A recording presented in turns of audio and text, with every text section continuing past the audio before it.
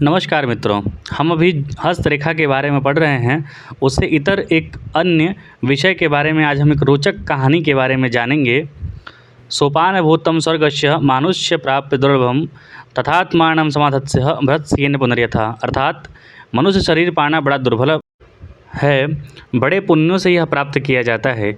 यह स्वर्ग की प्राप्ति का साधन है, इसीलिए इस मनुष्य शरीर को प्राप्ति करके इसे शुभ कार्यों में लगाना चाहिए, शुभ कर्मों में लगाना चाहिए, जिससे अवनति की प्राप्ति न हो, पथ भ्रष्ट होने से बचना चाहिए।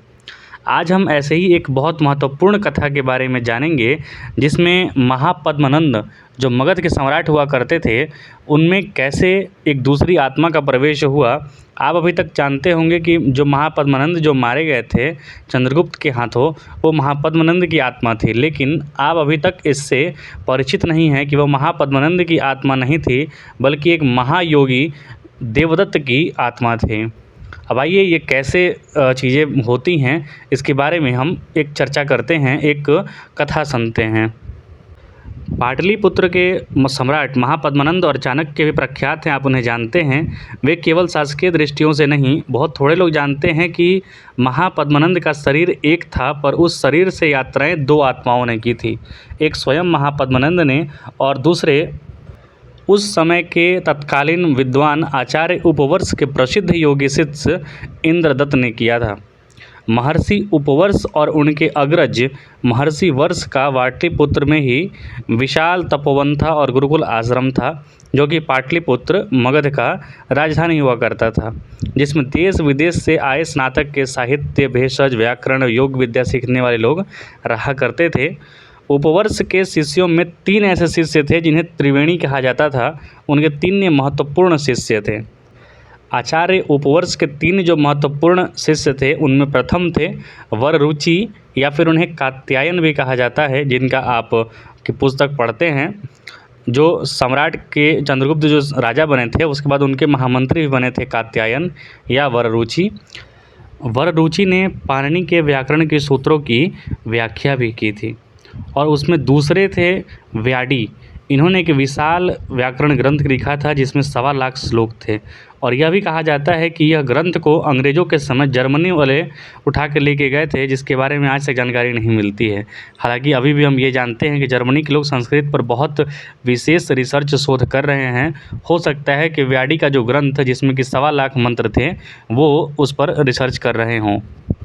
फिर जो तीसरे शिष्य थे, उनका नाम था देवदत्त या फिर इंद्रदत्त। उनको योग विद्या में इतनी गहन अभिरुचि थी कि उस योग में उनके समान कोई अन्य योगी न रह गया था। उनको उपवर्ष मतलब कि आचार्य उपवर्ष ने परकाया यानी कि दूसरे की शरीर में प्रवेश की गूढ़ विद्या सिखलाई थी। ये दूसरे के शरीर में प्रवेश की गूढ़ विद्या जो है, आप 2 जगह सुनेंगे। पहला शंकराचार्य जी ने प्रवेश किया था, जब मंडन मिश्र से ये तब मतलब वाद विवाद कर रहे थे उस समय। और दूसरा यहाँ पर सुनेंगे आप, जब इंद्रदत्त ने महापद्मनंद की शरीर में प्रवेश किया था।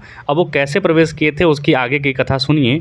ये तीनों शिष्य मतलब कि व्याडी, इंद्रदत्त और वररुचि, जब तीनों ने शिक्षा प्राप्त की अपने गुरु उपवर्ष से, तो वो तीनों गुरु के पास आए और उनसे बोले कि गुरु दक्षिणा मांगिए आप हमसे। तो आचार्य प्रवर या फिर उपवर्ष ने समझाया कि आचार्यों को विद्या योग शिष्य पाकर स्वतः सार्थक हो जाता है। तुमने अपने अपने विषयों में दक्षता और प्रवीणता पाकर मेरा यश बढ़ाया है, मेरे लिए यही प्राप्त है, मेरे यही पर्याप्त है। मेरी हार्दिक अभिलाषा है कि तुम्हें जो ज्ञान, जो प्रकाश, जो मार्गदर्शन यहाँ मिला, तुम उसका सारे देश में प्रचार प्रसार करना। अर्थात गुरु ने उन्हें समझाया कि हम तुमसे गुरुदक्षिणा नहीं लेंगे, तुमने हमारे साथ जो शिक्षा ग्रहण की उसी को देश में ज्ञान फैलाओ, प्रकाश फैलाओ, मार्गदर्शन फैलाओ। लेकिन उन तीनों ने, वो तीनों जो थे वो सिद्धि के अहंकार में थे, इसलिए उन्होंने मांग किया कि गुरुजी आप कुछ मांगिए। कुछ लौकिक वस्तु मांगने पर अड़ गए। गुरुजी को बड़ा क्षोभ हुआ, बड़ा दुख हुआ।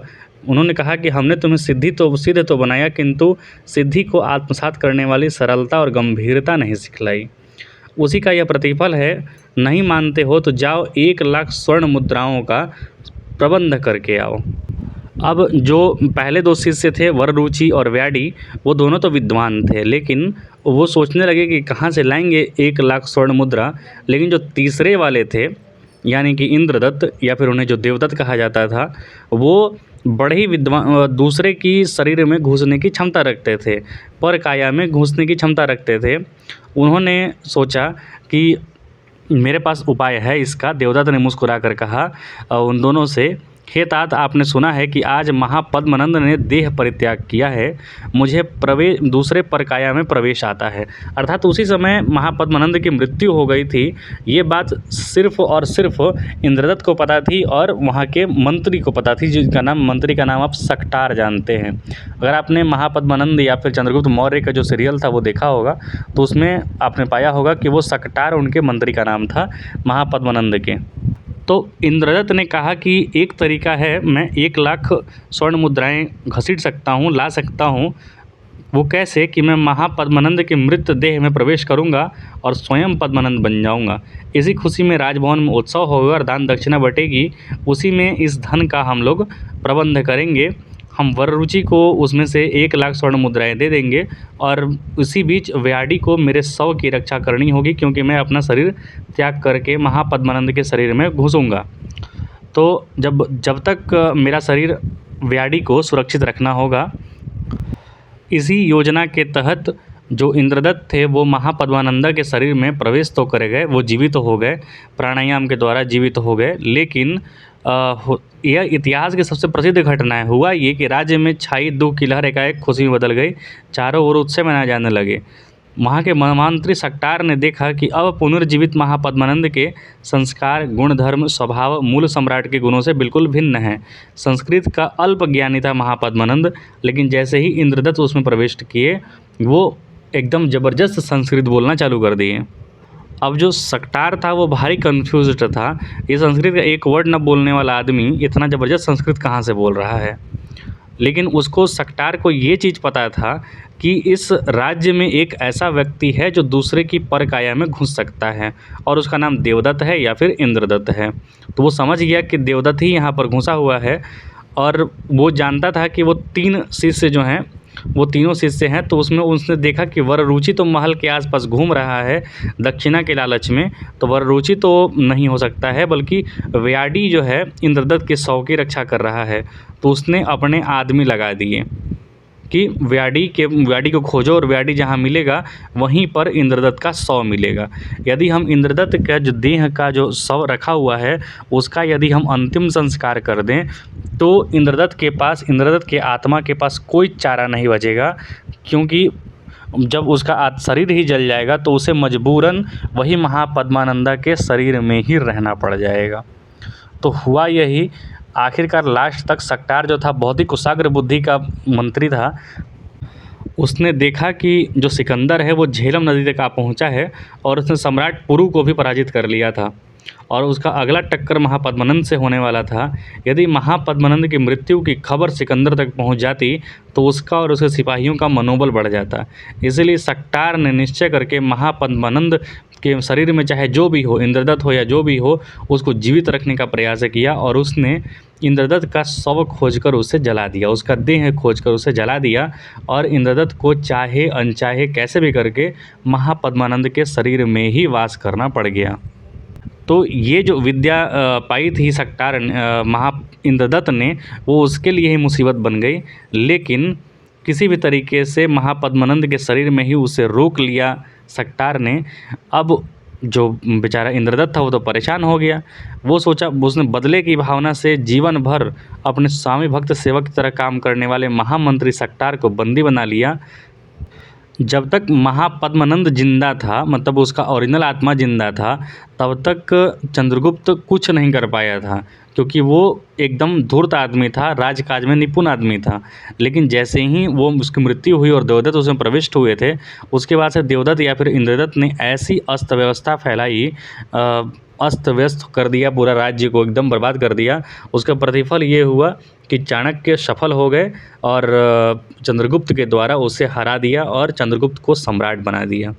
ये बहुत सारे ग्रंथों में ऐसा लिखा हुआ मिलता है, ये कथा मिलती है और ये किंवदंती नहीं है, ये एक्चुअली राइटली लिखा हुआ है। क्योंकि भारतवर्ष ऐसी भूमि है जहाँ पर दूसरे कायों में, दूसरे शरीर में प्रविष्ट करने की बहुत बड़ी विधा होती है, जो अभी विलुप्त हो चुकी है, सबको नहीं पता होता है। बहुत रेयर ऐसे योगी बचे हुए हैं। जैसे कि भारतवर्ष में जब अंग्रेज़ों का राज्य था तो पश्चिमी कमांड के मिलिट्री कमांडर हुआ करते थे एल.पी. फैरेल, और उन्होंने अपनी आत्मकथा में एक मार्मिक घटना का उल्लेख किया है। उनका जब कैंप आसाम में ब्रह्मपुत्र के किनारे लगा हुआ था तो उस समय उन्होंने देखा था कि एक वृद्ध जो सन्यासी था वो एक नदी में गया और नदी से एक बहता हुआ जो लाश, जिंदा व्यक्ति का लाश जा रहा था, वो बाहर खींच के लाया, और कुछ देर बाद पता चला कि वो वृद्ध व्यक्ति ख़त्म हो गया है और वो जो मृत युवावस्था वाला जो व्यक्ति था वो जीवित खड़ा हो जाता है। ऐसी बहुत सारी घटनाएँ यहाँ पर जागृत होती हैं, भारत में देखने को मिलती हैं।